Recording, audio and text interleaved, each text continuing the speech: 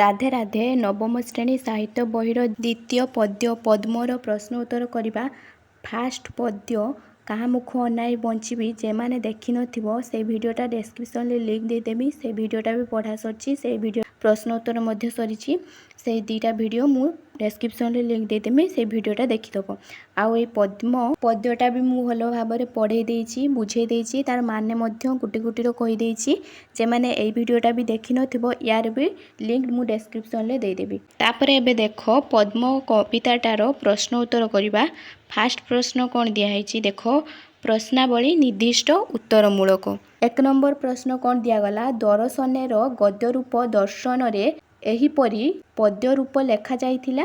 ଶବ୍ଦଗୁଡ଼ିକର ଗଦ୍ୟରୂପ ପଠିତ କବିତାରୁ ବାଛି ଲେଖ। ତାହେଲେ ଏଇ କବିତାରୁ ଆମେ ପଢ଼ିଥିବା ଗଦ୍ୟରୂପ ଗୁଡ଼ିକ କ'ଣ କ'ଣ ହେବ? ମଗନର ମଗ୍ନ ହେବ, ସେଭଳି ପରାଣର ପ୍ରାଣ, ପୁରୁର ପୂର୍ଣ୍ଣ ହେଉ, ଆଶିଷେ ଆଶୀର୍ବାଦରେ, ହରସ ହର୍ଷ, ଭକତି ଭକ୍ତି, ଲଭୁ ଲାଭ କରୁ, ମରଣ ମୃତ୍ୟୁ। ଏଇ 8ଟା ପଦ୍ୟରୂପକୁ ଗଦ୍ୟରୂପ ଆକାରରେ ଲେଖାଗଲା। ବୁଝିପାରିଲ 1 ନମ୍ବର କ୍ୱେଶ୍ଚେନ୍। 2 ନମ୍ବର କ୍ୱେଶ୍ଚେନ୍ ଦେଖ, ପଦ୍ମ, ଭଗବାନ ଓ ସୂର୍ଯ୍ୟର ପ୍ରତିଶବ୍ଦ ଗୁଡ଼ିକ ବାଛି ଲେଖ। ତାହେଲେ ଆମେ କବିତାରେ ଯେଉଁ ପଢ଼ିଥିଲେ ପଦ୍ମର ପ୍ରତିଶବ୍ଦ ଗୁଡ଼ିକ କ'ଣ କ'ଣ ଦେଖ, ଉତ୍ତର କ'ଣ ହେବ? ତାମରସ, ନଳିନୀ, ପୁଷ୍କର, କମଳ, ଉତ୍ପଳ, ଅରବିନ୍ଦ, ପଙ୍କଜ, ରାଜୀବ। ସେଇଭଳି ଭଗବାନଙ୍କର ପ୍ରତିଶବ୍ଦ କ'ଣ କ'ଣ ହେବ? ବିହି, ପ୍ରଭୁ, ପରମେଶ୍ୱର, ବିଭୁ, ଅନନ୍ତ, ମହେଶ୍ୱର, ପ୍ରାଣସ୍ୱାଇଁ, ବିଧାତା। ତାପରେ ସୂର୍ଯ୍ୟଙ୍କର ସେଇଭଳି କ'ଣ କ'ଣ ହେବ? ଭାସ୍କର, ଦିବାକର, ତପନ, ଆଦିତ୍ୟ, ପ୍ରଭାକର, ବିଭାବସୁ, ଦିନକର। ବୁଝିପାରିଲ 2 ନମ୍ବର ପ୍ରଶ୍ନର ଉତ୍ତର। ତାପରେ 3 ନମ୍ବର ଦେଖ, ଜୀବନ ମରଣ ଭଳି ବିପରୀତାର୍ଥ ସୂଚକ ଯୋଡ଼ି ଶବ୍ଦର 5ଗୋଟି ଉଦାହରଣ ଲେଖ। ଉତ୍ତର ଦେଖ, ଦିବସ ନିଶି ଗୋଟେ ହେବ, ଜନ୍ମ ମୃତ୍ୟୁ, ସୁଖ ଦୁଃଖ, ସମ୍ପଦ ବିପଦ, ସୌଭାଗ୍ୟ ଦୁର୍ଭାଗ୍ୟ, ଅନୁରାଗ ବିରାଗ, ଅଭିଶାପ ଆଶୀର୍ବାଦ। ବୁଝିପାରିଲ 3 ନମ୍ବରର ବିପରୀତ ଶବ୍ଦ ଗୁଡ଼ିକ। ସେଇଭଳି 4 ନମ୍ବର ଦେଖ, ସନ୍ଧି ବିଚ୍ଛେଦ କର। ପରମେଶ୍ୱର ପଦାରବିନ୍ଦ, ମହେଶ୍ୱର ମନୋରଥ। ତାହେଲେ ପରମେଶ୍ୱରକୁ ସନ୍ଧି ବିଚ୍ଛେଦ କଲେ କ'ଣ ହେବ? ପରମ ଯୁକ୍ତ ଈଶ୍ୱର। ସେହିଭଳି ପଦାରବିନ୍ଦକୁ ସନ୍ଧି ବିଚ୍ଛେଦ କଲେ କ'ଣ ହେବ? ପଦ ଯୁକ୍ତ ଅରବିନ୍ଦ। ମହେଶ୍ୱର ମହା ଯୁକ୍ତ ଈଶ୍ୱର, ମନୋରଥ ମନୋହ ଯୁକ୍ତ ରଥ। 4 ନମ୍ବରଟା ବୁଝିପାରିଲ ସନ୍ଧି ବିଚ୍ଛେଦ। 5 ନମ୍ବର ସେଇଭଳି ଦେଖ କ'ଣ ହେବ, କବିତାଟିରେ କେଉଁ ଶବ୍ଦ ଏକାଧିକ ଥର ବ୍ୟବହାର କରାଯାଇଛି ଲେଖ। ତାହେଲେ ଆମେ ଯେଉଁ ଏଇ କବିତାଟି ପଢ଼ିଛେ ସେଇ କବିତାଟିରେ କେ ଶବ୍ଦକୁ ଅନେକ ବାର ବ୍ୟବହାର କରାଯାଇଛି। ଢଳ ଢଳ ଯେମିତି 4 ଥର ବ୍ୟବହାର କରାଯାଇଛି, ଧନ୍ୟ ସେଇଭଳି 2 ଥର ବ୍ୟବହାର କରାଯାଇଛି, ନାମ 2 ଥର, ପଦ୍ମ 3 ଥର, ଅମୃତ 3 ଥର, ପବିତ୍ର 2 ଥର, ଦିବାକର 2 ଥର, ଶୁଭ୍ର 3 ଥର। ବୁଝିପାରିଲ 5 ନମ୍ବର ପ୍ରଶ୍ନର ଉତ୍ତର। 6 ନମ୍ବର ଦେଖ, ଅର୍ଥଗତ ପାର୍ଥକ୍ୟ ଦର୍ଶାଇ ନିମ୍ନୋକ୍ତ ସମଚାରିତ ଶବ୍ଦଗୁଡ଼ିକୁ ସାର୍ଥକ ବାକ୍ୟରେ ବ୍ୟବହାର କର। ଉତ୍ତର ତାହେଲେ କ'ଣ ହେବ? ବାସ ଗୋଟେ ଘର ହେବ, ବାସ ଖଣ୍ଡେ ନଥିବାରୁ ସେ 12 ଦୁଆର ବୁଲୁଅଛି। ବାକ୍ୟ ହେଇଗଲା। ତାପରେ ଆଉ ଗୋଟେ ବାସ କ'ଣ ହେବ? ବସ୍ତ୍ର ହେବ, ଯେଟା ଲୁଗା କୁହାଗଲା, ବସ୍ତ୍ର ଲୁଗା। ହଳଦିଆ ଲୁଗା ପିନ୍ଧିବାକୁ ଭଲ ପାଆନ୍ତି ବୋଲି ଶ୍ରୀକୃଷ୍ଣଙ୍କ ଅନ୍ୟ ନାମ ପୀତବାସ ଅଟେ। ବୁଝିପାରିଲ 2ଟା ବାସର ଅର୍ଥ। ତାପରେ ଦେଖ ବର ବର।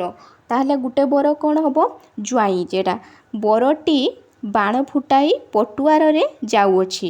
ଆଉ ଗୋଟେ ବର କ'ଣ ହେବ? ବୃକ୍ଷ ବିଶେଷ ବରଗଛକୁ ପୂଜା କରାଯାଏ, ଯେଟାକ ବର କୁହାଗଲା ବୃକ୍ଷ ବିଶେଷକୁ। ଆଉ ଗୋଟେ ବର ବି ଅଛି ଦେଖ, ଶ୍ରେଷ୍ଠ, ଯେଟାକ କାଳିଦାସ ସରସ୍ୱତୀଙ୍କର ବରପୁତ୍ର ଥିଲେ। ବୁଝିପାରିଲ। ଆହୁରି ଗୋଟେ ବରର ଅର୍ଥ ଦେଖ, ଉପହାର, ଯେଟା ଦଶରଥ କୈକେୟୀଙ୍କୁ 3 ଗୋଟି ବର ଦେଇଥିଲେ। ତାହେଲେ ବରର ଆମେ କେତେଟା ଅର୍ଥ ଜାଣିଲେ? 4ଟା ଅର୍ଥ ଜାଣିଲେ। 4 ପ୍ରକାରର ବର ଅଛି। ସେଇଭଳି କର ଦେଖ, କର ଗୋଟେ କିରଣ, ଶିଶିର ବିନ୍ଦୁରେ ସୂର୍ଯ୍ୟଙ୍କ କର ପଡ଼ି ମୁକ୍ତା ପରି ଝଟକୁଥାଏ। ଆଉ ଗୋଟେ କର କ'ଣ ହେବ? ହାତ, ଦକ୍ଷିଣ କରରେ ସମସ୍ତ ପୁଣ୍ୟକର୍ମ କରାଯାଏ। तापर प्रश्न देख उपमा उपमा ताहले गुटे उपमा कौन हम तुलना करा जाउछि जेटा सीतांक अपूर्व लावण्यर कौनसी उपमा नथिला आ गुटे उपमा खाद्य विशेष को कहा जाए राम सकाळ जलखियारे उपमा खाई थाए आउ से भली जग जग ताहले गुटे जग कौन समय महेंद्र जगरे विवाहादि शुभकर्म अनुष्ठित हुए आ गोटे जग कौन हम व्यायाम जेटा कहला राम बाबू शारीरिक सुस्थता पाई जग करुछंती बुझिपारल समचारित सार्थक वाक्य गुड़िक बुझिपारल तापर प्रश्न देख 7 नंबर विपरीतार्थबोधक शब्द लेख अमृतर विपरीत शब्द कौन हम विष आनंदर विपरीत शब्द कौन दुख विषाद शीतल से भली तपत उष्ण हम आ पवित्र कलुषित हम पुण्य से भली पाप हम बुझिपारल 7 नंबर प्रश्नर उत्तरटा 8 नंबर देख क स्तंभर शब्द सहित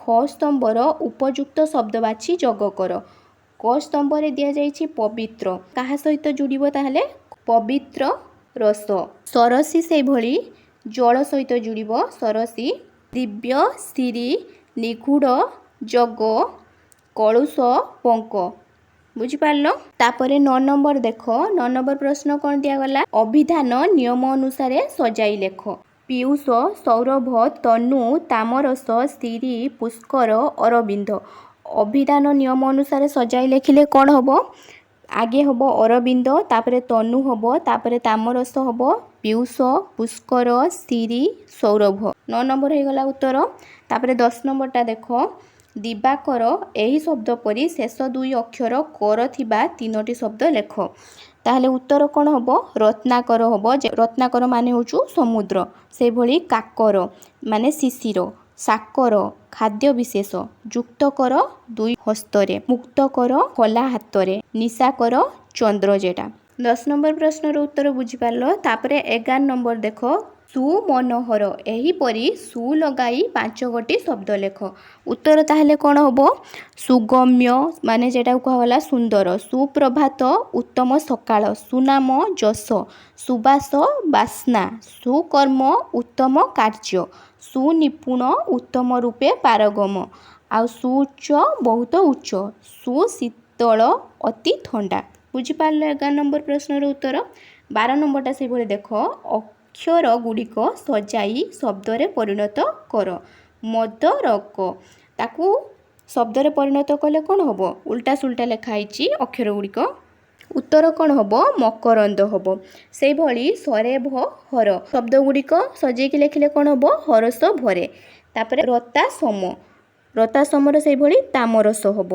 रहनमर से भली कौन हम मनोहर बुझिपारल 12 नंबरटा तापर प्रश्न देख क्षुद्र उत्तरमूलक 13 नंबर प्रश्न कौन दिखाई पद्म दर्शन रे कवि हृदय रे की भाव सृष्टि हुए ताहले उत्तर कौन हम पद्मर नैसर्गिक रूपश्री दर्शन रे भक्त कवि मधुसूदन हृदय रे पवित्र दिव्य आनंदर अमृतमय भाव सृष्टि हुए बुझिपारल 13 नंबर प्रश्नर उत्तर 14 नंबर से भली देख पद्म फूलटी काहा मध्यरे ढळ ढळ हेउछि उत्तर कौन हम पुष्करिणीर सुनील जल राशि मध्यरे श्यामल पद्मपत्र उपरे उज्जवल सूर्य किरण रे पद्म फूलटी ढळ ढळ होउछि 15 नंबर प्रश्न देख से भली सूर्य पद्म मुखरे कौन ढालती उत्तर कौन हम सूर्य पद्म मुखरे निरवच्छिन्न भावरे तांकर दिव्य ज्योतिधारा ढाली देई थांती बुझिपारल 16 नंबर देख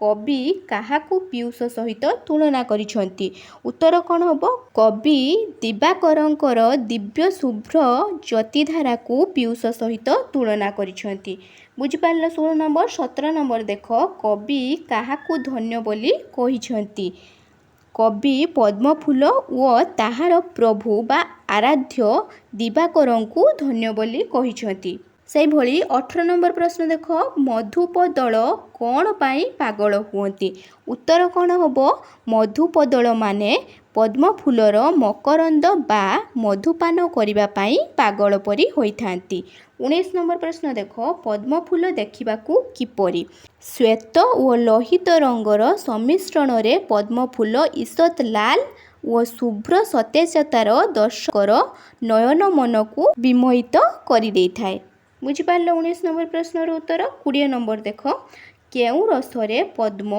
अंतर परिपूर्ण स्नेह करुणा और भक्तिर पवित्र शाश्वत रसरे पद्मर अंतर परिपूर्ण थाए। 21 नंबर देख पद्म सहित शरीरर केउं अंश गुड़िक तुलना करा जाइछि।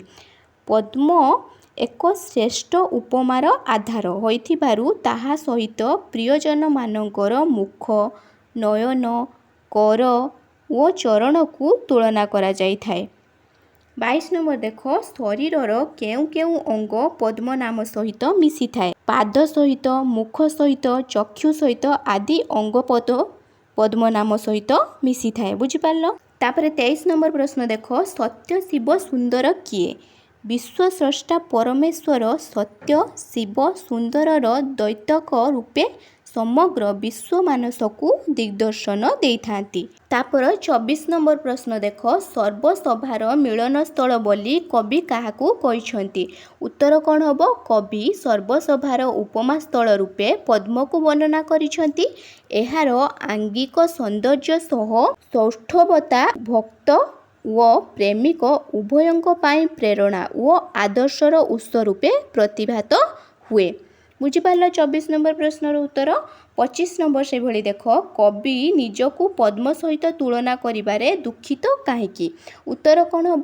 पद्म पंकरु जात हेले मध्य पंकिल न होई शुभ्र व पवित्रतार द्योतक अटे। मात्र कवि मानव जन्म पाई मध्य प्रवचनामय संसार रूपक कलुष पंकरे जड़ित रहिथिबारु निजकू पद्म सह तुलना करिबाकू दुखित हेइछंती। बुझिपारल 25 नंबर प्रश्नर उत्तर। तापर देख 26 नंबर प्रश्न देखिबा। तो परी शुभ्र हेबी कवि काहाकू एपरी कहिछंती। ताहले उत्तर कौन हम? कवि एकथा पद्म को कहिछंती। कारण संसारर मायामोह रूपक कलुषरे जड़ित काव्य पुरुष पद्म परी शुभ्र और पवित्र हेबा पाई आशायी होई उठिछंती। बुझिपारल।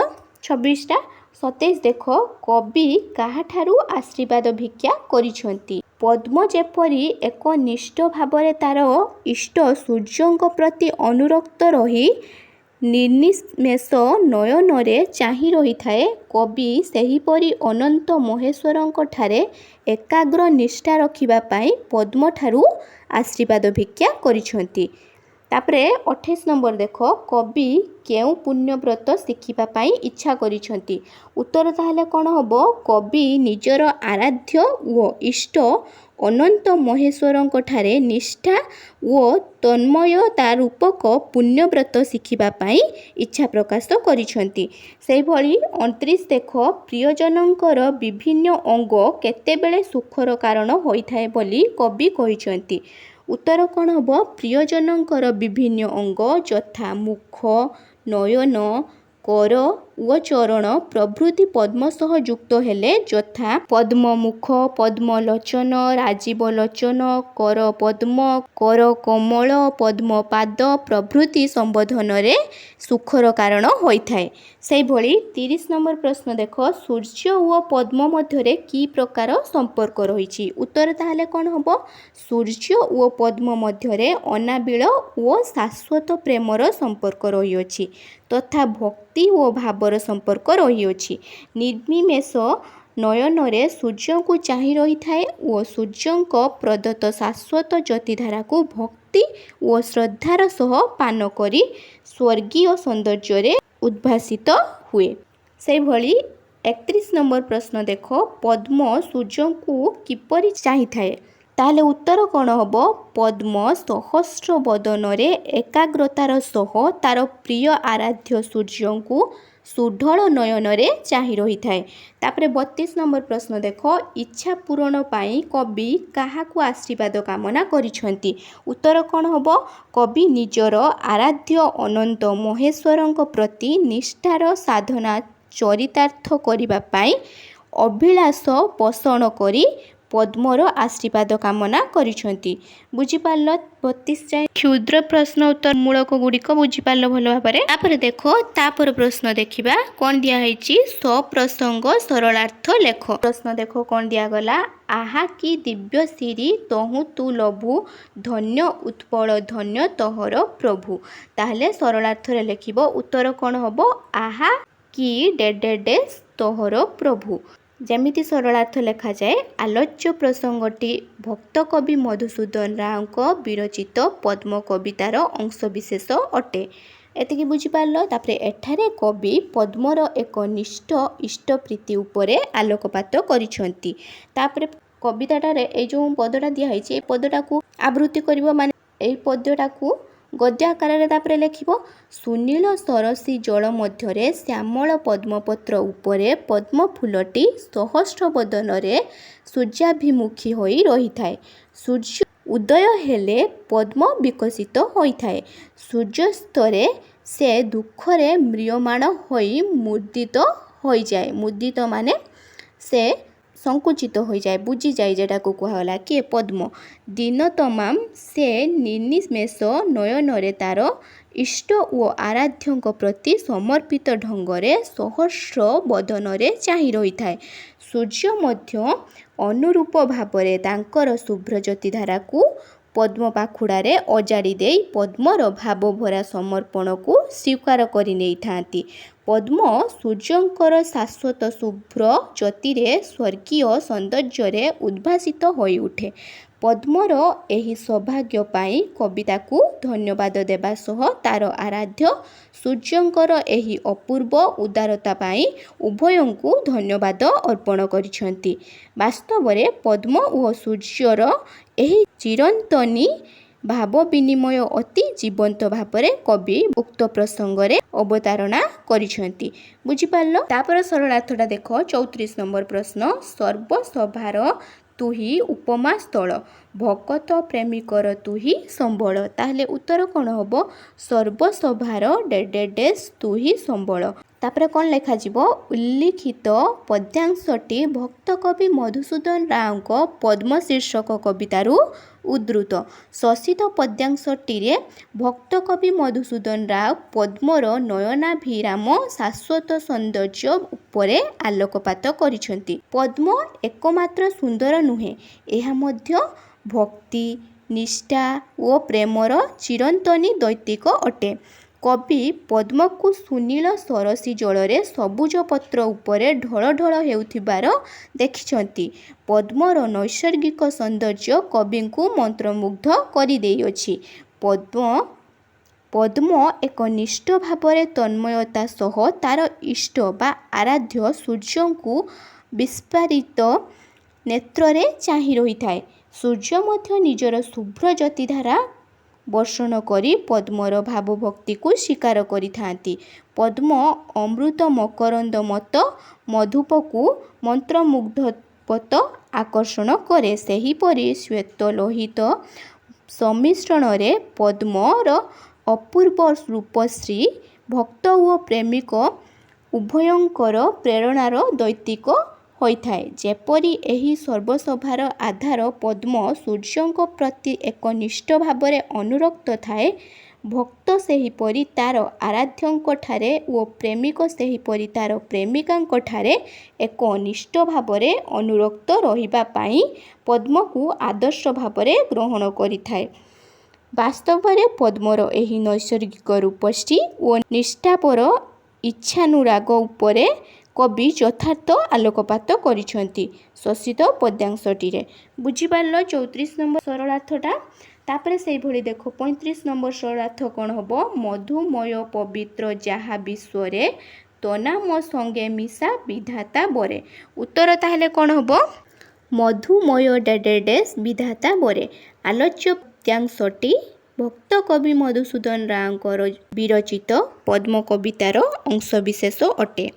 ଏଠାରେ ମଧୁସୂଦନ ପଦ୍ମର ନାମ ସହ କିପରି ସଂସାରର ସୌନ୍ଦର୍ଯ୍ୟ ମାଧୁର୍ଯ୍ୟ ଓ ପବିତ୍ରତା ବିଭୁଙ୍କ ବିଧାନରେ ସଂଶ୍ଳିଷ୍ଟ ରହିଅଛି ତା ଉପରେ ବିଚାର ବିଶ୍ଳେଷଣ କରିଛନ୍ତି। ପଦ୍ମ ଏକମାତ୍ର ନୈସର୍ଗିକ ସୌନ୍ଦର୍ଯ୍ୟର ଆଧାର ନୁହେଁ, ତାର ଅନ୍ତଃ ସୌନ୍ଦର୍ଯ୍ୟ ରୂପେ ସ୍ନେହ, କରୁଣା, ଭକ୍ତି, ଏକନିଷ୍ଠତା ପ୍ରଭୃତି ଦିବ୍ୟ ଭାବଗୁଡ଼ିକର ପରିଚୟ ଦିଏ। ବିଧାତାଙ୍କ ସୃଷ୍ଟିରେ ପଦ୍ମର ପବିତ୍ର ନାମ ସମସ୍ତ ମାଧୁର୍ଯ୍ୟ ଓ ଶାଶ୍ୱତ ଆଧାର ସହ ସଂଶ୍ଳିଷ୍ଟ ରହିଅଛି। ଆମେ ପ୍ରିୟଜନ ବା ଇଷ୍ଟ ଦେବତାଙ୍କ ମୁଖ, ନୟନ, କର ଓ ଚରଣକୁ ପଦ୍ମ ସହ ସଂଶ୍ଳିଷ୍ଟ କରି ସେଗୁଡ଼ିକର ଉପଯୁକ୍ତ ଗୌରବ ବନ୍ଧନ କରିଥାଉ।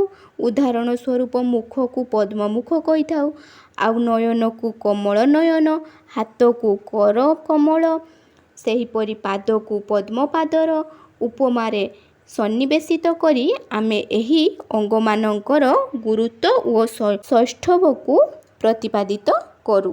ଭକ୍ତଜନମାନେ ଭଗବାନଙ୍କର ପାଦକୁ ପଦାରବିନ୍ଦର ନୈସର୍ଗିକ ଉପମାର ସନ୍ନିବେଶିତ କରି ହୃଦୟର ଭକ୍ତି ଅର୍ଘ୍ୟ ସମର୍ପଣ କରିଥାନ୍ତି। ଯଥାର୍ଥରେ କବି ଏଠାରେ ପଦ୍ମର ଉପଯୁକ୍ତ ନୈସର୍ଗିକ ସତ୍ତା ଓ ସ୍ୱର୍ଗୀୟ ମହତ୍ତ୍ୱ ନିଜର ତୀକ୍ଷ୍ଣ ବିଚାର ବୁଦ୍ଧି ବଳରେ ବିଶ୍ଳେଷଣ କରିପାରିଛନ୍ତି। ବୁଝିପାରିଲ 35 ନମ୍ବର ପ୍ରଶ୍ନର ଉତ୍ତରଟା। ତାପରେ ଦେଖ 36 ନମ୍ବର ସରଳାର୍ଥଟା। କଳୁଷ ପଙ୍କେ ମୁହିଁ କେଡ଼େ ମଳିନ, କେମନ୍ତେ ସରି ତୋର ହେବି ନଳିନ। ତାହେଲେ এই ସରଳାର୍ଥଟା କେମିତି ଲେଖିବ? କଳୁଷ ପଙ୍କେ ଡେଡେଡେସ୍ ହେବି ନଳିନ। যেরকম সেই ସରଳାର୍ଥ ଗୁଡ଼ା ଲେଖିଲେ ସେଇଭଳି ଲେଖିବ। ତାପରେ ଦେଖ ଆଲୋଚ୍ୟ ପଦ୍ୟାଂଶଟି କବି ମଧୁସୂଦନଙ୍କ ରଚିତ ପଦ୍ମ କବିତାରୁ ଉଦ୍ଧାର କରାଯାଇଛି। କବି ଏଠାରେ ପଦ୍ମର ମାନବାତ୍ମକ ଦିବ୍ୟ ସଂଯୋଗ ଉପରେ ଆଲୋକପାତ କରିଛନ୍ତି। ପଦ୍ମଠାରେ କବି ପ୍ରାକୃତିକ ସୌନ୍ଦର୍ଯ୍ୟର ଅବଲୋଚନ ସହିତ ତାର ଇଷ୍ଟ ନିଷ୍ଠାକୁ ଆଦର୍ଶ ଭାବରେ ଗ୍ରହଣ କରିଛନ୍ତି।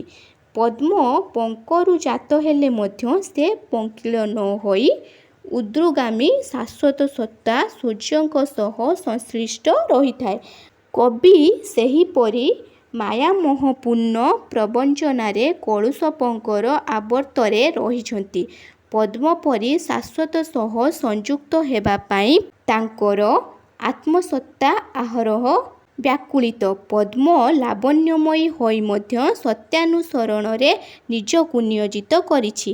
ତାର ସୌଭାଗ୍ୟ ପଙ୍କିଳ ବାତାବରଣରୁ ଊର୍ଦ୍ଧ୍ୱାଭିମୁଖୀ ଚେତନା ସହ ସଂଶ୍ଳିଷ୍ଟ ରହିଅଛି। ମାତ୍ର କବି ଏ କ୍ଷେତ୍ରରେ ପଦ୍ମଠାରୁ ପଛରେ ପଡ଼ିଯାଇଛନ୍ତି। ପଦ୍ମ ପରି ଶୁଭ୍ର ଓ ପବିତ୍ର ରହି ନିଜର ଆରାଧ୍ୟ ଅନନ୍ତ ମହେଶ୍ୱରଙ୍କ ସହ ଏକନିଷ୍ଠ ଭାବରେ ସଂଯୁକ୍ତ ରହିବାକୁ କାବ୍ୟପୁରୁଷ ବ୍ୟାକୁଳିତ। ତେଣୁ ଏ କ୍ଷେତ୍ରରେ ସେ ଏକମାତ୍ର ପଦ୍ମକୁ ଆଶା ଭରସା ଓ ଆଦର୍ଶର ଉତ୍ସ ରୂପେ ବରଣ କରିବା ପାଇଁ ଉପଯୁକ୍ତ ମନେ କରିଛନ୍ତି। କବିଙ୍କର ଏହି ଶାଶ୍ୱତାଭିମୁଖୀ ଦୃଷ୍ଟିକୋଣ ଯୁକ୍ତିଯୁକ୍ତ ଅଟେ। ବୁଝିପାରିଲ? ତାପରେ ପ୍ରଶ୍ନ ଦେଖ 37 ନମ୍ବର ପ୍ରଶ୍ନ ଦେଖ। ଶିଖାଅ ମୋତେ ସଦା ଏ ପୁଣ୍ୟବ୍ରତ, ତୋର ଆଶିଷେ ପୁରୁ ମମନ ରଥ। ଉତ୍ତର ତାହେଲେ କ'ଣ ହେବ? ଶିଖାଅ ଡେଡେଡେସ୍ ମମନ ରଥ। ଉକ୍ତ ପଦ୍ୟାଂଶଟି ପଦ୍ମ କବିତାର ଅଂଶବିଶେଷ, ଯାହା ଭକ୍ତକବି ମଧୁସୂଦନଙ୍କ ଛାନ୍ଦମାଳା ରଚନାର ଅନ୍ତର୍ଗତ ଅଟେ। ପଢ଼ିଲା ବେଳେ ଏଇଟା ପଢ଼ିଥିଲେ, ଏଇଟା ଛାନ୍ଦମାଳାର ଅନ୍ତର୍ଗତ ଅଣାହେଇଛି। ଆଲୋଚ୍ୟ ପଦ୍ୟାଂଶରେ କବି ପଦ୍ମର ଇଷ୍ଟପ୍ରେମ ଓ ବ୍ରତନିଷ୍ଠାକୁ ଆଦର୍ଶ ଭାବରେ ଗ୍ରହଣ କରିଛନ୍ତି। ପଦ୍ମଠାରେ କବି ଏକାଧାରାରେ ସୌନ୍ଦର୍ଯ୍ୟ ଚେତନା ଓ ବିଭୁପ୍ରେମର ଶାଶ୍ୱତ ସନ୍ଧାନକୁ ଆବିଷ୍କାର କରିଛନ୍ତି। ପଦ୍ମ ପଙ୍କରୁ ଜାତ ହେଲେ ମଧ୍ୟ ସେ ନିଜେ ପଙ୍କିଳ ନ ହୋଇ ଶୁଭ୍ର ଓ ପବିତ୍ରତାର ନିଦର୍ଶନ ଅଟେ। ପଦ୍ମର ଅନିନ୍ଦ୍ୟ ରୂପମାଧୁରୀ ଦର୍ଶକଙ୍କୁ ମୁଗ୍ଧ କରେ, ଭ୍ରମରକୁ ପ୍ରମୋଦ କରେ। ମାତ୍ର ପଦ୍ମ ନିଜେ କୌଣସି ପାର୍ଥିବ ବସ୍ତୁ ପ୍ରତି ଆସକ୍ତ ନୁହେଁ। ତାର ଆସକ୍ତି, ପ୍ରୀତି ଓ ନିଷ୍ଠା ଊର୍ଦ୍ଧ୍ୱାଭିମୁଖୀ ଚେତନା ଶାଶ୍ୱତ ସୂର୍ଯ୍ୟଙ୍କ ପ୍ରତି ସତତଃ ଧାବମାନ। ପଙ୍କିଳ ବାତାବରଣରୁ ନିଜକୁ ମୁକ୍ତ କରି ସେ ଶାଶ୍ୱତ ପ୍ରତି ନିଜକୁ ସମର୍ପଣ କରିପାରିଛି। ସୂର୍ଯ୍ୟର ଉପସ୍ଥିତିରେ ସେ ପ୍ରଫୁଲ୍ଲିତା, ସୂର୍ଯ୍ୟାସ୍ତରେ ସେ ମୁଦ୍ରିତା।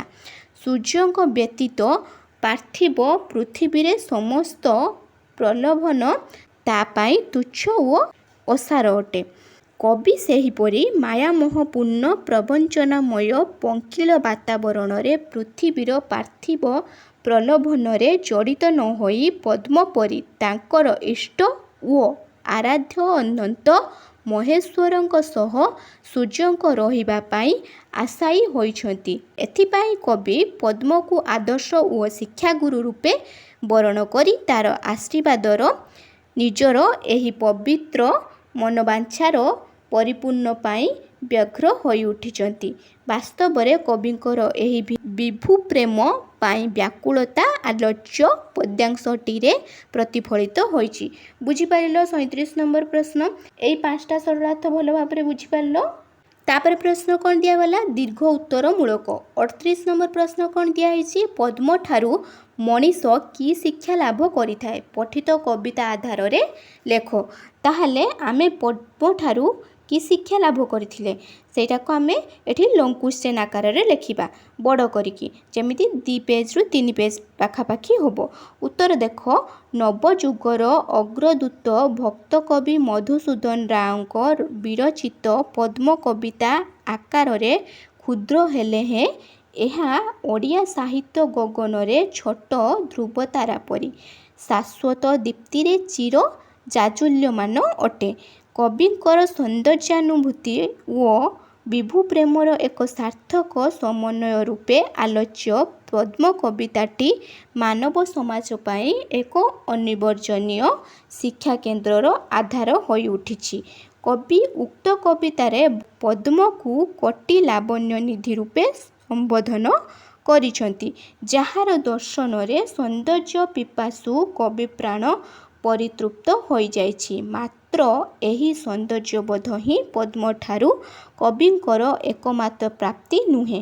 ବାହ୍ୟ ସୌନ୍ଦର୍ଯ୍ୟାନୁଭୂତି ସହ ଆତ୍ମିକ ସ୍ତରରେ ମଧ୍ୟ କବି ପଦ୍ମଠାରୁ ପବିତ୍ର ପରିତୃପ୍ତି ସହ ଅନିର୍ବଚନୀୟ ଆନନ୍ଦ ସତ୍ତାର ସନ୍ଧାନ ପାଇଛନ୍ତି। ତେଣୁ ପଦ୍ମ ଏକାଧାରରେ ସତ୍ୟ, ଶିବ ଓ ସୌନ୍ଦର୍ଯ୍ୟର ଆଧାର ସ୍ଥଳ ଅଟେ। ତେଣୁ କବି ଆଙ୍ଗିକ ଓ ଆତ୍ମିକ ଉଭୟ ସ୍ତରରେ ପଦ୍ମର ଦିବ୍ୟ ସୌନ୍ଦର୍ଯ୍ୟାନୁଭୂତିର ଆସ୍ୱାଦନ କରି ଲେଖିଛନ୍ତି। ତରୂପ ଦରଶନେ ମୋର ହୃଦୟ ପୁଣ୍ୟ ଆନନ୍ଦେ ହୁଏ ଅମୃତମୟ। ତେଣୁ ପଦ୍ମର ରୂପଶ୍ରୀ ପବିତ୍ରତାର ପ୍ରତୀକ ଓ ଶାଶ୍ୱତର ବାର୍ତ୍ତାବହ। ଯଥାର୍ଥରେ ସତ୍ୟ ହିଁ ସୌନ୍ଦର୍ଯ୍ୟ ଓ ସୌନ୍ଦର୍ଯ୍ୟ ହିଁ ସତ୍ୟର ସାର୍ଥକତା ପଦ୍ମଠାରେ ପ୍ରମାଣିତ। ତେଣୁ ମାନବତାର ସୌନ୍ଦର୍ଯ୍ୟ ପିପାସାକୁ ସେହି ସୌନ୍ଦର୍ଯ୍ୟର ଉପଲବ୍ଧିରେ ଚରିତାର୍ଥ କରିବା ସମୁଚିତ, ଯାହା ସତ୍ୟାନୁସାରୀ ହୋଇଥିବା ଉଚିତ। ଯେଉଁ ସୌନ୍ଦର୍ଯ୍ୟ ମାନବକୁ ବିପଥଗାମୀ କରେ, ସେହି ସୌନ୍ଦର୍ଯ୍ୟର ଆସ୍ୱାଦନ ମାନବ ପାଇଁ କଲ୍ୟାଣପ୍ରଦ ନୁହେଁ। ପୁନଶ୍ଚ ପଦ୍ମଠାରୁ ଇଷ୍ଟ ନିଷ୍ଠା ଓ ବିଭୁବୋଧର ଆଦର୍ଶ ଉପଲବ୍ଧ ହୋଇଥାଏ। ଶ୍ୱେତ ଲୋହିତ ଯୁକ୍ତ ପଦ୍ମର କମନୀୟ ରୂପଶ୍ରୀ କୋଟି ଜନ ମନକୁ ବିମୋହିତ କରେ। କବିଙ୍କ ମତରେ ସେ କୋଟି ଲାବଣ୍ୟ ନିଧି। ତାର ଅମୃତ ତୁଲ୍ୟ ମକରନ୍ଦ ପାନ ପାଇ ମଧୁପମାନେ ମତୁଆଳା ହୋଇ ଉଠନ୍ତି। କିନ୍ତୁ ପଦ୍ମର ଏସବୁ ପ୍ରତି ଭ୍ରୂକ୍ଷେପ ନାହିଁ। କୌଣସି ପାର୍ଥିବ ବସ୍ତୁ ପ୍ରତି ତାର ଆସକ୍ତି ନାହିଁ। ତାର ଏକମାତ୍ର ଧ୍ୟାନ ଓ ତପସ୍ୟା ହିଁ ସୂର୍ଯ୍ୟଙ୍କର ଶାଶ୍ୱତ ସାନ୍ନିଧ୍ୟ। ତାର ଏକମାତ୍ର ଇଷ୍ଟ ଓ ଆରାଧ୍ୟ ସୂର୍ଯ୍ୟଙ୍କ ପ୍ରତି ସେ ଅନୁରକ୍ତ ରହି ତାଙ୍କରି ବିମଳ ଶାଶ୍ୱତ ଜ୍ୟୋତିଧାରା ପାନ କରି ସେ ପରମ ପରିତୃପ୍ତି ପାଏ। ତେଣୁ କବି ପଦ୍ମର ତାହାର ଆରାଧ୍ୟ ସୂର୍ଯ୍ୟଙ୍କର ଏହି ଦିବ୍ୟ ସଂଯୋଗକୁ ମାନବ ସମାଜ ପାଇଁ ଶିକ୍ଷଣୀୟ ଆଦର୍ଶ ରୂପେ ସ୍ୱୀକାର କରି ନେଇଛନ୍ତି।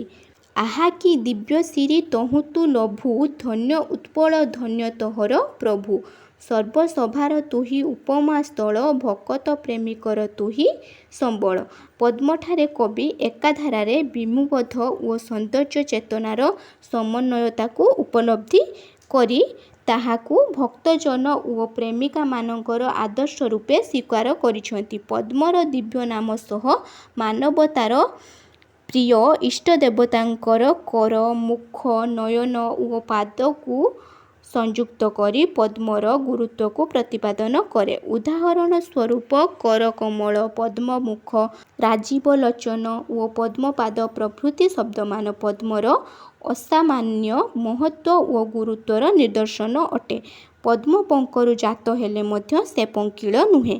ପଙ୍କିଳ ବାତାବରଣରେ ରହି ମଧ୍ୟ ତାର ଶୁଭ୍ର ଶତଦଳକୁ ନେଇ ସେ ସର୍ବଦା ଊର୍ଦ୍ଧ୍ୱାଭିମୁଖୀ ଶାଶ୍ୱତ ସତ୍ତା ସୂର୍ଯ୍ୟଙ୍କ ପ୍ରତି ଅଭିସାରିତ ଅଟେ। ସୂର୍ଯ୍ୟ ଉଇଁଲେ ପଦ୍ମ ଫୁଟେ, ସୂର୍ଯ୍ୟାସ୍ତରେ ପଦ୍ମଫୁଲ ପାଖୁଡ଼ା ମୁଦି ହୋଇଯାଏ। ମୁଦି ମାନେ ବୁଜି ହୋଇଯାଏ।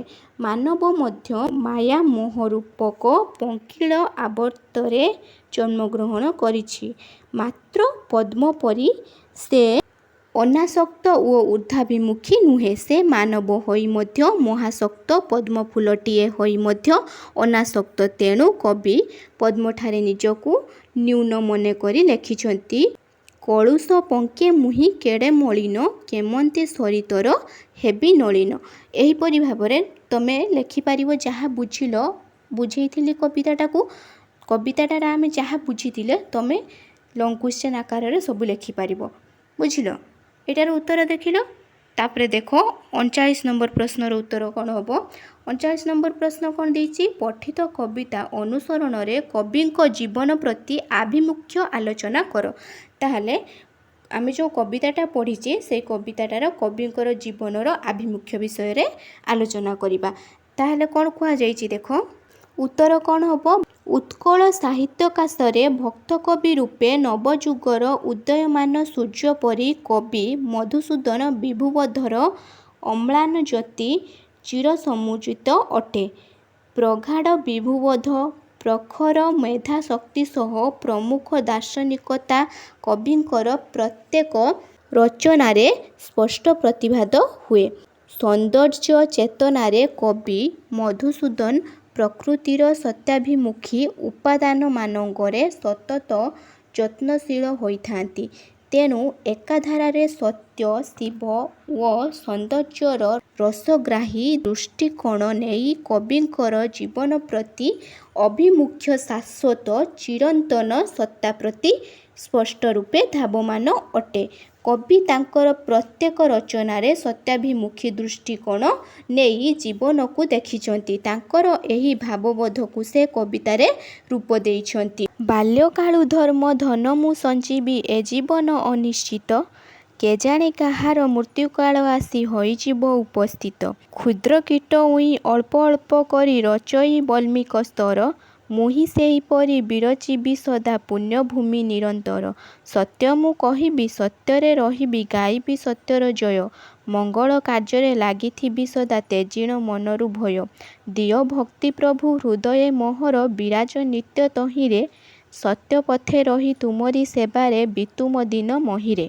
କବି ମଧୁସୂଦନଙ୍କର ଏ କେଇ ଧାଡ଼ି କବିତାରୁ ହିଁ ତାଙ୍କର ଜୀବ ପ୍ରତି ଆଭିମୁଖ୍ୟ ସ୍ପଷ୍ଟ ଭାବରେ ପ୍ରତିଭା ହୁଏ।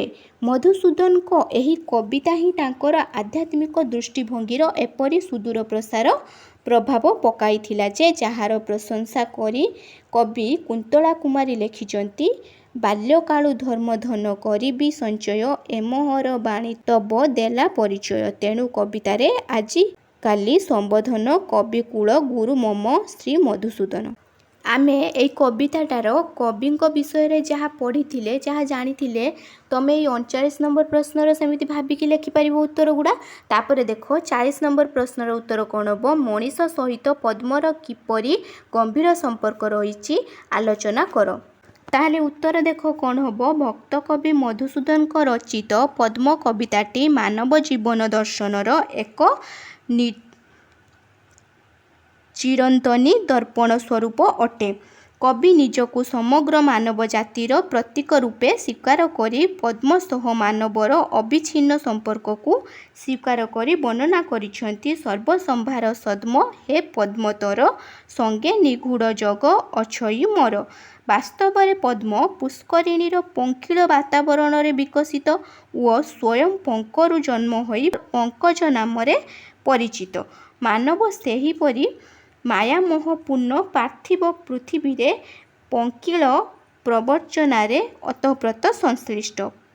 ପଦ୍ମ ପଙ୍କଜ ହେଲେ ମଧ୍ୟ ତାର ସାଧନା, ନିଷ୍ଠା ଓ ଏକାଗ୍ରତା ବଳରେ ଶାଶ୍ୱତ ସତ୍ତାର ସବିତା କଳସ ସଂଶ୍ଳିଷ୍ଟ ହୋଇପାରିଛି। ପଦ୍ମର ଏହି ଦିବ୍ୟ ସଂଯୋଗକୁ ବର୍ଣ୍ଣନା କରି କବି ଲେଖିଛନ୍ତି ହସ ହସ ବଦନେ ହରଷ ଭରେ ଅନାଇ ରହିଅଛୁ ତୁ ଦିବା କରେ ତମୁଖେ ଜ୍ୟୋତିଧାରା ସେ ଦିବା କର ଢାଳଇ ଅବିରଳ ଆରେ ପୁଷ୍କର କୋଟି ଲାବଣ୍ୟ ନିଧି ସର୍ବସଭାର ଆଧାର ପଦ୍ମର ଅନିନ୍ଦ୍ୟ ଶୋଭାରାଶିରେ ସଚରାଚର ମନ୍ତ୍ରମୁଗ୍ଧ ପ୍ରମତ୍ତ ମଧୁପମାନେ ତାର ଚତୁଃପାର୍ଶ୍ୱରେ ଘୂର୍ଣ୍ଣାୟମାନ। ମାତ୍ର ପଦ୍ମ ଏସବୁକୁ ଉପେକ୍ଷା କରି ତାର ଇଷ୍ଟ ଓ ଆରାଧ୍ୟ ସୂର୍ଯ୍ୟଙ୍କ ପ୍ରତି ଅନାବିଳ ଭାବରେ ସମର୍ପିତ। ଅନୁରୂପ ଭାବରେ ସେ ମଧ୍ୟ ତାର ପ୍ରଭୁଙ୍କ ଜ୍ୟୋତି ସମ୍ପଦରେ ଉଦ୍ଭାସିତା। ମାନବ ସେହିପରି ମୋହମାୟା ରୂପକ ପଙ୍କିଳ ଆବର୍ତ୍ତରେ ଛନ୍ଦି ହୋଇଥିଲେ ମଧ୍ୟ ନିଜର ଚେତନାକୁ ପଦ୍ମ ପରି ଉର୍ଦ୍ଧ୍ୱାଭିମୁଖୀ କରିପାରିଲେ ଅନନ୍ତ ବିଶ୍ୱବ୍ରହ୍ମାଣ୍ଡରେ ଅଧିପତ୍ୟ ସର୍ବମୟ ବିଭୁ ପଦାରବିନ୍ଦରେ ସଂଯୁକ୍ତ ରହି ଦିବ୍ୟାରସରେ ଆସ୍ୱାଦନ କରିପାରିବ। ତେଣୁ ଭକ୍ତ ଓ ପ୍ରେମିକର ସମ୍ବଳ ରୂପେ ପଦ୍ମକୁ ସ୍ୱୀକାର କରି ଲେଖିଛନ୍ତି ସର୍ବସମ୍ଭାର ତୁହି ଉପମା ସ୍ଥଳ ଭକତ ପ୍ରେମିକର ତୁହି ସମ୍ବଳ। ପଦ୍ମ ମଧ୍ୟରେ କବି ସ୍ନେହ କରୁଣା ଭକ୍ତି ଓ ପବିତ୍ରତାର ସନ୍ଧାନ ପାଇଛନ୍ତି ଯାହାକି ମାନବୋଚିତ ସଦ୍ଗୁଣମାନଙ୍କର ପ୍ରତୀକ ଅଟେ। ମାନବ ତାର ପ୍ରିୟ ଇଷ୍ଟ ଓ ଆତ୍ମୀୟମାନଙ୍କର କର ନୟନ ମୁଖ ଓ ଚରଣକୁ ପଦ୍ମ ନାମରେ ସଂଶ୍ଳିଷ୍ଟ କରିବାର ପରମ୍ପରା ରହିଅଛି। ସର୍ବଶେଷରେ କବି ସମଗ୍ର ମାନବଜାତିର ପ୍ରତିନିଧି ରୂପେ ପଦ୍ମକୁ ନିଜର ଆଦର୍ଶ କରି ତାଠାରୁ ଏକାଗ୍ରତା ଇଷ୍ଟନିଷ୍ଠା ଓ ବିଭୁପ୍ରେମର ପ୍ରେରଣା ପାଇ କୃତାର୍ଥ ହୋଇଛନ୍ତି। ପଦ୍ମଠାରୁ କବି ବିଭୁପ୍ରେମର ପୁଣ୍ୟବ୍ରତ ଶିକ୍ଷା କରିବା ପାଇଁ ନିଜର ଅଭିଳାଷ ପୋଷଣ କରି ସେହି ଅନୁଭୂତିକୁ କବିତାରେ ରୂପ ଦେଇଛନ୍ତି। ଅନନ୍ତ ମହେଶ୍ୱର ମୋ ପ୍ରାଣ ସ୍ୱାଇଁ ବୋଲି ରାଜୀବ ସଦା ଥିବି ଅନାଇ ଶିଖାଅ ମୋତେ ସଦା ଏ ପୁଣ୍ୟ ବ୍ରତ ତୋର ଆଶିଷେ ପୁରୁ ମୋ ମନ ରଥ। କବି ମଧୁସୂଦନଙ୍କର ଏହି ଅନ୍ତବାଣୀ ସମଗ୍ର ମାନବ ଜୀବନ ଦର୍ଶନର ପ୍ରତିଧ୍ୱନି ଅଟେ। ତେଣୁ ପଦ୍ମ ସହ ମଣିଷର ଅନ୍ତଃଚେତନା ଓତପ୍ରୋତ ଭାବରେ ସଂଶ୍ଳିଷ୍ଟ ରହିଅଛି। ତାପରେ 41 ନମ୍ବର ପ୍ରଶ୍ନ ଦେଖ ପଠିତ କବିତା ଅନୁସରଣରେ କବିଙ୍କ ଭକ୍ତିଭାବର ପରିଚୟ ଦିଅ। ଉତ୍ତର କ'ଣ ହେବ? ଭକ୍ତ କବି ମଧୁସୂଦନଙ୍କର ଗମ୍ଭୀର ବିଭୁବୋଧ ଓ ପ୍ରଚଣ୍ଡ ଭକ୍ତିରସର ପୁଣ୍ୟ ମନ୍ଦାକିନୀରେ ଆଲୋଚ୍ୟ ପଦ୍ମ କବିତାଟି ରସସିକ୍ତ ହୋଇଉଠିଛି। କବି ହୃଦୟ କନ୍ଦରର ଦିବ୍ୟ ଭକ୍ତିରସ କବିତାଟି ସ୍ତବକରେ ପ୍ରସ୍ଫୁଟିତ ହୋଇ ପାଠକ ପ୍ରାଣକୁ ଦିବ୍ୟ ଭାବଧାରାରେ ଦ୍ରବୀଭୂତ କରିଦେଇଥାଏ। ସାଧାରଣ ପାଠକଙ୍କ ଅନୁଭବ ବ୍ୟତୀତ ଉତ୍କଳ ଭାରତୀ କୁନ୍ତଳା କୁମାରୀ କବି ମଧୁସୂଦନଙ୍କର ଏହି ପଦ୍ମ କବିତା ପ୍ରତି ପବିତ୍ର ଭକ୍ତିଭାବରେ ଏପରି ଆତ୍ମହରା ହୋଇଯାଇଥିଲେ ଯେ ସେ ତାହା କବିତାରେ ରୂପ ଦେଇଛନ୍ତି। ମଧୁର କବିତା ମଧୁ ମଧୁ ଅରବିନ୍ଦ ନିରତ ରତ ତହିଁ ଯେ ମୋ ମନ ମିଳିନ୍ଦ ପଙ୍କେ ପଦ୍ମ ସମ ଆତ୍ମା ଫୁଟିଲା ଆନନ୍ଦେ ବାଜିଲା ମାନସ ବୀଣା ନିତ୍ୟ ନବ ଛନ୍ଦେ ଆଜନ୍ମ ଦର୍ଶନ ଆଶା ନ ମେଣ୍ଟିଲା ନାହିଁ ମାପିବି ଜୀବନ ତବ ଆଶେ ଧିଆଇ। ଅର୍ଥାତ୍ ପଦ୍ମ କବିତା ପାଠ କରି କବୟିତ୍ରୀ କୁନ୍ତଳା କୁମାରୀ ବିଭୁବୋଧରେ ଆତ୍ମହରା। ପଙ୍କ ମଧ୍ୟରେ ପଦ୍ମ ବିକଶିତ ହେଲା ପରି କବିଙ୍କର ପାର୍ଥିବ ଶରୀର ମଧ୍ୟରେ ଆତ୍ମାନୁଭବ ବା ଆତ୍ମା ପଦ୍ମର ବିକଶିତ ହୋଇଉଠିଛି। ତେଣୁ ମଧୁସୂଦନଙ୍କ ପଦ୍ମ କବିତାରେ କବିଙ୍କ ମନ ଭ୍ରମର ପରି ନିରନ୍ତ ନିମଜ୍ଜିତ। କବି ଭକ୍ତ କବି ମଧୁସୂଦନଙ୍କୁ ଦେଖି ନ ପାରିଥିଲେ ମଧ୍ୟ ତାଙ୍କର ପଦ୍ମ କବିତା ପାଠ କରି ଆଜୀବନ ତାଙ୍କରି ଆଦର୍ଶରେ ଅନୁପ୍ରାଣିତ ଥିଲେ। ଏଥିରୁ ସହଜରେ ଅନୁମାନ କରିହୁଏ ଯେ ପଦ୍ମ କବିତାରେ କବି ମଧୁସୂଦନଙ୍କ ବିଭୁବୋଧ କେତେ ସୁଦୂର ପ୍ରସାର ଥିଲା। ପଦ୍ମ କବିତାଟିକୁ ବିଶ୍ଳେଷଣ କଲେ ଏହାର ସର୍ବାଙ୍ଗରେ ଏକ ପବିତ୍ର ଭକ୍ତିସ୍ରୋତର ଧାରା ଅନ୍ତଃସଲିଳ ଫଲ୍ଗୁ ପରି ନୀରବରେ ନିମଗ୍ନରେ ପ୍ରବାହିତ ହୋଇଅଛି। ପଦ୍ମର ଭକ୍ତିମତ୍ତା ଓ ଇଷ୍ଟପ୍ରୀତି ପଦ୍ମକୁ ଓ ତାର ଆରାଧ୍ୟ ବା ଇଷ୍ଟଙ୍କୁ ଉଭୟଙ୍କୁ ଧନ୍ୟ କରି ଦେଇଛି। ତେଣୁ କବି ନିଜ ଭକ୍ତିର ଆଦର୍ଶ ରୂପେ ପଦ୍ମର ନୈସର୍ଗିକ ରୂପସୀକୁ ସମ୍ବଳ କରି ଲେଖିଛନ୍ତି ସର୍ବସମ୍ଭାର ତୁହି ଉପମା ସ୍ଥଳ ଭକତ ପ୍ରେମିକର ତୁହି ସମ୍ବଳ। ପୁନଶ୍ଚ ପଦ୍ମର ଅନ୍ତରରେ ପ୍ରବାହିତ ଭକ୍ତିରସର ଅନ୍ତଃସଳିତା ଫଲ୍ଗୁଧାରାକୁ ଅନୁଭବ କରି କବି ତାହାକୁ ପାଠକ ସମ୍ମୁଖରେ ଉପସ୍ଥାପିତ କରି ଲେଖିଛନ୍ତି ସ୍ନେହ କରୁଣା ଭକ୍ତି ପବିତ୍ର ରସ ପୂରିଛି ତ ଅନ୍ତରରେ ତାମରସ। ଶେଷରେ କବି ପଦ୍ମପରି ଶୁଭ୍ର ଓ ପବିତ୍ର ରହି ନିଜର ପ୍ରାଣପ୍ରିୟ ଅନନ୍ତ ମହେଶ୍ୱରଙ୍କ ପ୍ରତି ଏକନିଷ୍ଠ ପ୍ରେମରେ ନିଜକୁ ସମର୍ପଣ ବ୍ରତରେ ନିୟୋଜିତ କରିବା ପାଇଁ ଅଭିଳାଷା ପୋଷଣ କରି ପଦ୍ମଠାରୁ ଏହି ଦିବ୍ୟ ବ୍ରତ ସାଧନର ଶିକ୍ଷାକୁ ଯୋଡ଼ ହସ୍ତରେ ଭିକ୍ଷା ମାଗି କବିତାରେ ବର୍ଣ୍ଣନା କରିଛନ୍ତି। ଅନନ୍ତ ମହେଶ୍ୱର ମୋ ପ୍ରାଣ ସାଇ ବୋଲି ରାଜୀବ ସଦା ଥିବି ଅନାଇ ଶିଖାଅ ମୋତେ ସଦା ଏ ପୁଣ୍ୟ ବ୍ରତ ତୋର ଆଶିଷେ ପୁରୁ ମୋ ମନ ରଥ। ବାସ୍ତବରେ ସମଗ୍ର ପଦ୍ମ କବିତାଟିରେ କବି ମଧୁସୂଦନଙ୍କର ଦିବ୍ୟ ଭକ୍ତିଭାବ ଅନ୍ତଃଶ୍ରୋତା ଫଲ୍ଗୁଧାରା ପରି ନିରବଚ୍ଛିନ୍ନ ଭାବରେ ପ୍ରଭାବିତ ହୋଇ କବିତାଟିର ଶାଶ୍ୱତ ମୂଲ୍ୟବୋଧକୁ ବହୁ ଗୁଣରେ ପରିବର୍ଦ୍ଧିତ କରିଦେଉଛି। ବୁଝିପାରିଲ 41 ନମ୍ବର ପ୍ରଶ୍ନର ଉତ୍ତରଟା। ତାପରେ ଦେଖ 42 ନମ୍ବର ପ୍ରଶ୍ନ ପଠିତାଂଶ ଅବଲମ୍ବନରେ କବିଙ୍କର ପ୍ରକୃତି ପ୍ରାଣତା ସମ୍ପର୍କରେ ଆଲୋଚନା କର।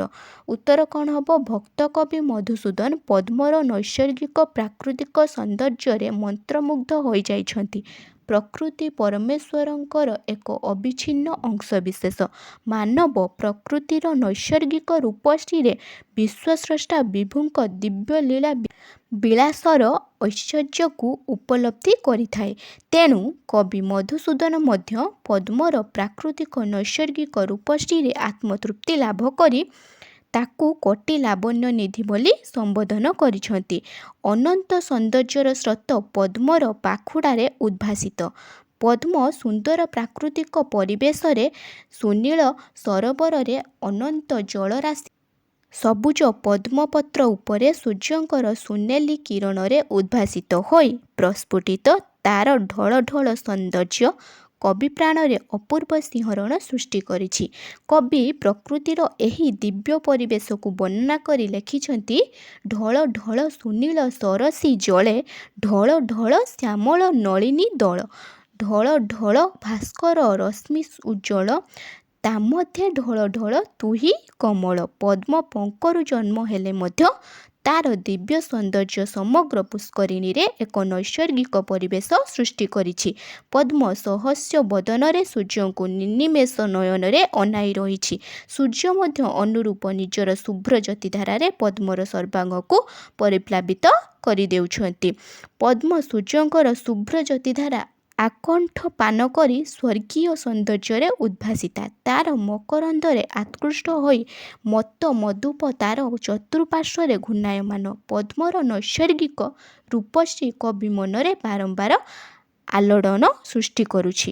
ପଦ୍ମର ଶ୍ୱେତ ଲୋହିତ ସଂଯୁକ୍ତ ଦିବ୍ୟ ବର୍ଣ୍ଣ ବିଭାରେ ବିମୋହିତ ହୋଇ କବି ତାକୁ ସର୍ବସମ୍ଭାର ଆଧାର ରୂପେ ସ୍ୱୀକାର କରି କବିତାରେ ଲେଖିଛନ୍ତି ଶ୍ୱେତ ଲୋହିତ ରଙ୍ଗା ତୋ ଶୁଭ୍ର ତନୁ ବାରେ ଦେଖିଲେ କେବେ ନଯିବୁ ମନୁ ସର୍ବସମ୍ଭାର ତୁହି ଉପମା ସ୍ଥଳ ଭକତ ପ୍ରେମିକର ତୁହି ସମ୍ବଳ। ପଦ୍ମର ରୂପଶ୍ରୀ ସମସ୍ତ ସୌନ୍ଦର୍ଯ୍ୟର ଗନ୍ତାଘର।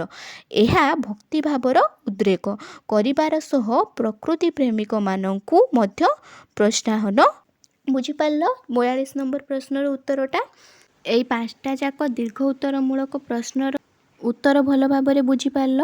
ତାପରେ ୟା ପର ଚାପ୍ଟର ପଢ଼ିବା। ଯେମାନେ ଭିଡ଼ିଓ ପ୍ରଥମ ଥର ପାଇଁ ଦେଖୁଥିବ ଚ୍ୟାନେଲକୁ ସବସ୍କ୍ରାଇବ୍ କରିକି ରଖିଥିବ। ଯେତେବେଳେ ବି ମୁଁ ୟା ପର ଭିଡ଼ିଓ ଛାଡ଼ିବି ସେତେବେଳେ ଯେରକମ ପାଇପାରିବ। ଆଉ ଭିଡ଼ିଓ ଭଲ ଲାଗିଥିଲେ ଭିଡ଼ିଓକୁ ଗୋଟେ ଲାଇକ୍ କରିବ।